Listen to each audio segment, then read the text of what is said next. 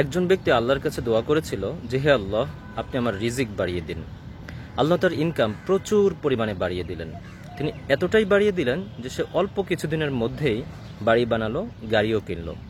কিন্তু এর সাথে তার যুক্ত হয়েছিল মেডিকেল চেক আপ, 8-10টা ক্রেডিট কার্ডের বিল, ভিসা কার্ড, মাস্টার কার্ড, আর বোনাস হিসেবে ছিল নানান চাপ, টেনশন, মানসিক যন্ত্রণা এবং বিভিন্ন ধরনের রোগ শোক।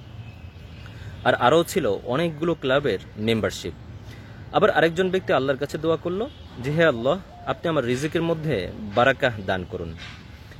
এই দোয়া করার অল্প কিছুদিনের মধ্যেই ওই ব্যক্তির চাকরি চলে যায়। তখন ওই ব্যক্তি খুবই হতাশ হয়ে একজন আলেমকে এই সম্পর্কে প্রশ্ন করেছিল। তখন আলেম তাকে উত্তর দিয়েছিলেন যে, তোমার হারাম ইনকামের চাকরি চলে যাওয়াটাই হলো তোমার দোয়া কবুলের প্রথম ধাপ, অথবা রিজিকের মধ্যে বারাকাহ শুরু হওয়ার প্রথম ধাপ।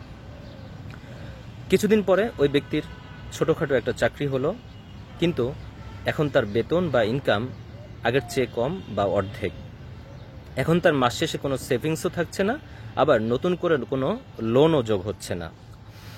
ওই ব্যক্তি প্রতিদিন আগে ঘুমের জন্য ঔষধ খেত, বিভিন্ন ধরনের ডোজ গ্রহণ করত, কিন্তু এখন ডাক্তার তার সমস্ত ঔষধই বাদ দিয়েছেন।